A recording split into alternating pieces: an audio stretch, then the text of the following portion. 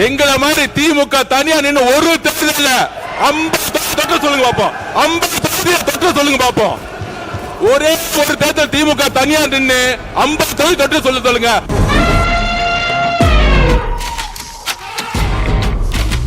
திமுக தனியா நின்று ஜெயிச்சிருக்கான். திமுக தனியா நின்று ஜெயிச்சிருக்கான். ஒரு தேர்தலாவது திமுக தனித்து நின்று சட்டை வெற்றி பெற்றிருக்கிறோம் சொல்லுங்க. அப்புறம் நாங்க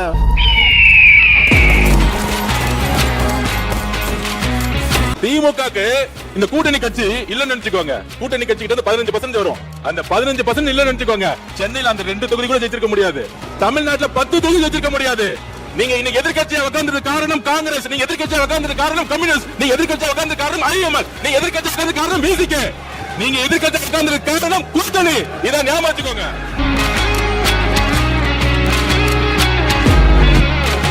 எதிர்த்து குரல் கொடுப்பதாக இருந்தால் தாராளமாக நீங்க வெளியே சென்று குரல் கொடுக்கலாம். அவைக்குள்ளே நான் இதை அனுமதிக்க முடியாது. பேரவை விதி 110 கீழ் அறிக்கைகள் அளிக்க வேண்டும் என்று மாண்பு முதலமைச்சர் அனுமதி கோரியுள்ளார்கள். அனுமதி அளிக்கப்படுகிறது. மாண்பு முதலமைச்சர் அவர்கள். நிதி நெருக்கடியான சூழலிலும் பொதுமக்களின் நிதி சுமையினை குறைக்கும் வகையிலும் பொதுமக்களின் நலனை பாதுகாக்கவும் மக்களுக்கு அளித்த வாக்குறுதியை நிறைவேற்றும் நோக்கிலும் முதல் கட்டமாக அன்னபூர்ணி சூப்பர் 6 திட்டத்தில் ஆண்டிற்கு 3 விலையில்லா எரிவாயு சிலிண்டர்கள் வழங்கப்படும்.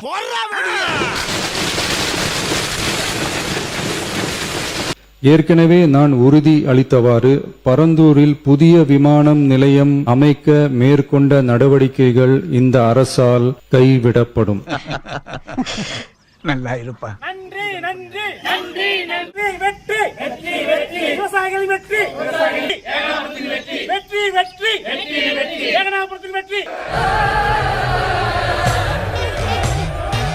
மாண்பு உறுப்பினர்களுக்கு மாண்பு உறுப்பினர்களுக்கு விதியை படித்து விட்டேன். இந்த விதிப்படி தான் நடப்பேன். மாற்றம் கிடையாது. அப்படி பொத்தினி நில்லையா ஓரமா? நீங்கள் எதிர்த்து குரல் கொடுப்பதாக இருந்தால் தாராளமாக நீங்க வெளியே சென்று குரல் கொடுக்கலாம். அவைக்குள்ளே நான் இதை அனுமதிக்க முடியாது. போராடுவோம் போராடுவோம் சாகும் வரை போராடுவோம். கொந்தளிப்போம் கொந்தளிப்போம் கொந்தளிப்போம். எங்கள் கோரிக்கை நிறைவேறும் வரை கொந்தளிப்போம்.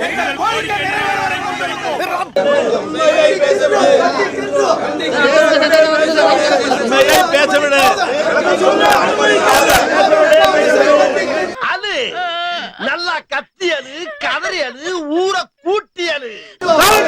கண்டிக்கின்றோம் கண்டிக்கின்றோம் கண்டிக்கின்றோம் கண்டிக்கின்றோம் கண்டிக்கின்றோம். அனுமதிக்காத 2032ல பரந்தூர் ஏர்போர்ட் லான்ச் பண்ணுவாங்க. இப்போ 8 lakhs போற லேண்ட் அப்போ 18 lakhs வரைக்கும் போகும். வெறும் 7 இயர்ஸ்ல 10 lakhs வரைக்கும் இன்கிரீஸ் ஆகும்.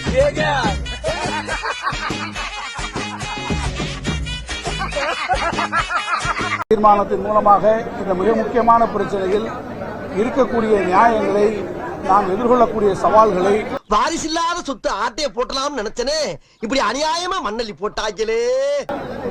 நாம் எதிர்கொள்ளக்கூடிய பொருளாதார தேக்க நிலையை இந்த விமான நிலையம் வரவில்லை என்றால் எத்தகைய சூழ்நிலை உருவாகும் என்பதை எதிர்க்கட்சிகள் சொல்வதற்கான வாய்ப்பினை முற்றிலுமாக மறுதளித்து நிராகரித்து அந்த வாய்ப்பை கொடுக்க முடியாத அளவில்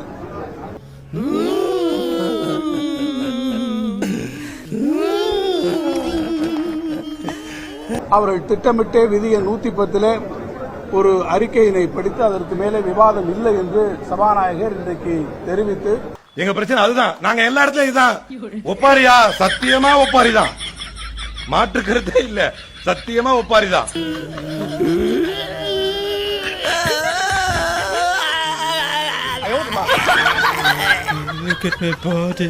ஜனநாயக ரீதியில் எதிர்க்கட்சிகளுடைய குரல் வலையை நெருக்கக்கூடிய ஒரு சூழ்நிலையை இன்றைக்கு பேரவைத் தலைவர் உருவாக்கி இருக்கிறார்.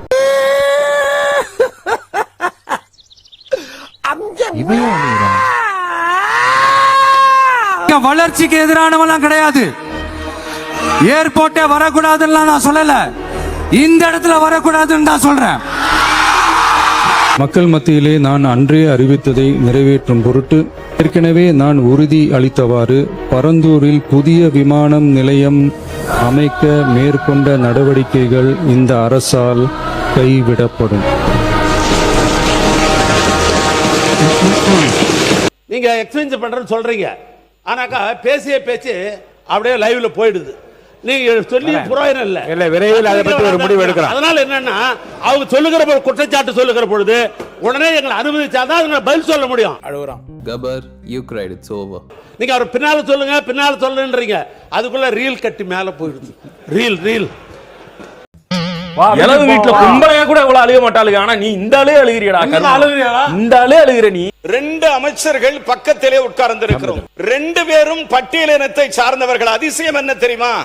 தளபதி விஜய் சார் அவர்களினுடைய ஆட்சியிலே உயர்கல்வித்துறையை சார்ந்தவரும் பட்டியலினத்தை சார்ந்தவர், பள்ளி கல்வியினை சார்ந்தவரும் பட்டியலினத்தை சார்ந்தவர். மிகப்பெரிய கௌரவம் அந்த இடத்தில் இருக்கிறது. மேலூர் என்ற பொது தொகுதியில் உங்களை நிற்க வைத்து திராவிட முன்னேற்ற கழகத்துடன் வெற்றி பெற்று இன்றைக்கு மாண்புமிகு அமைச்சர் ஒன்று. நீங்க மேலூர்ல நின்னீங்க, நாங்க தான் காரணம் அப்படின்னு நிறைய இடத்துல இந்த திமுக அடிக்கடி சொல்லிக்கிட்டே இருக்கிறாங்க. காங்கிரஸ் ஜெயிச்சதுக்கு நாங்க தான் காரணம், விசிக ஜெயிச்சதுக்கு நாங்க தான் காரணம், ஐஎம்எல் ஜெயிச்சதுக்கு நாங்க தான் காரணம்னு.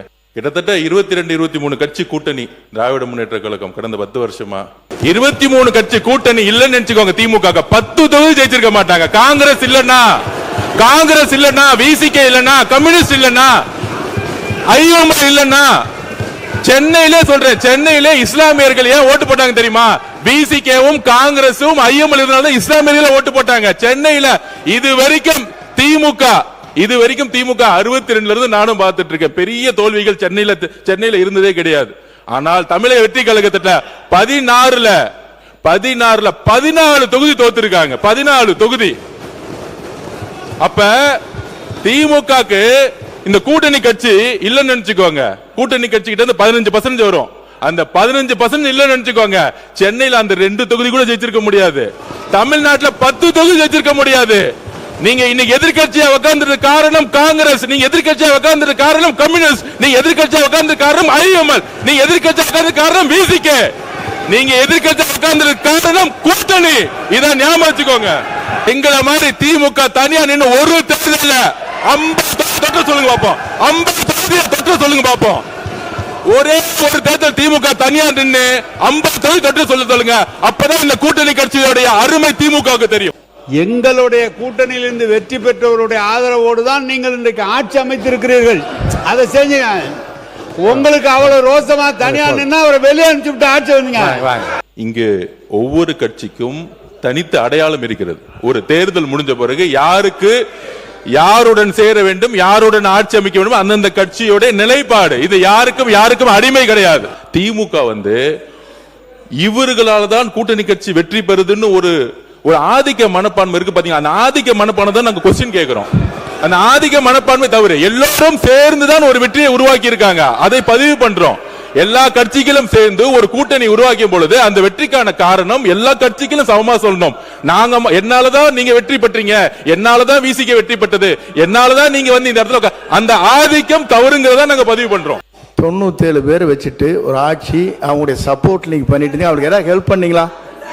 2006 அந்த கட்சி உங்களோட இருந்து இணைந்து அவர் சப்போர்ட் செய்தார்களே, அவர்களுக்காக அமைச்சரவை இடம் பெற்றிருக்கிறது இன்றைக்கு கொடுக்கப்பட்டிருக்கிறது. அதை நீங்க கொடுத்தீங்களா? முதல்ல திமுக தனியா நின்று ஜெயிச்சிருக்கான்.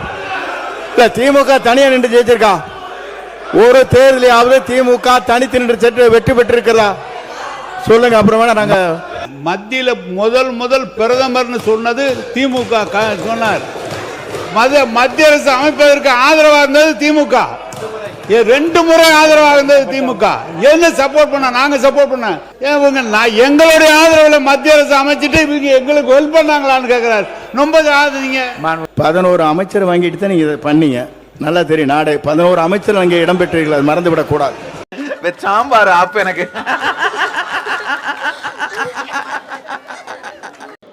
இன்றைக்கு ஊருக்கு ஊர் கிராமத்திற்கு நம்ம வீட்டுக்கு வீடு பட்டதாரிகள் டாக்டர்களுக்கு வந்த சுமாராக காரணம் திராவிட இயக்கம் யாரும் மறந்து விடக்கூடாது. ஆக அப்படிப்பட்ட திராவிட இயக்கத்துடைய வழித்தோன்றதாக திராவிட முன்னேற்ற கழகத்திலே இன்றைக்கு அந்த குடும்பத்தில் நிறைவேற்ற ஒன்றுமாக திருமணம் நடந்து விட்டு இருக்கிறது. ஆனால் இந்த நிலை வருவதற்கு காரணமாக இருந்ததை யார் என்பதை இன்றைக்கு இருக்கக்கூடிய இளைஞர்கள் தெரிந்து கொள்ள வேண்டும். அவருக்கு தெரியல. அதனால்தான் ராஜா சொன்ன மாதிரி ஒரு மாற்றம் தமிழ்நாட்டில் ஏற்பட்டு ஏமாற்றமாக மாறி இருக்கிறது. லட்சக்கணக்கான மக்கள் செய்த தவறு கோடைக்கணக்கான மக்களை இன்றைக்கு துன்புறுத்தி கொண்டிருக்கிறது. இந்த நிலை மாறணும். எனவே இந்த நிலை மாறுவதற்கு இந்த மாணவர் வேலையில் கலந்து கொண்டிருக்கக்கூடிய நீங்கள் வரக்கூடிய காலகட்டங்களில் சிறப்பான வகையில் சிந்தித்து பார்த்து செயல்பட வேண்டும் என்று உங்கள் அன்போடு கேட்டுக்கொண்டே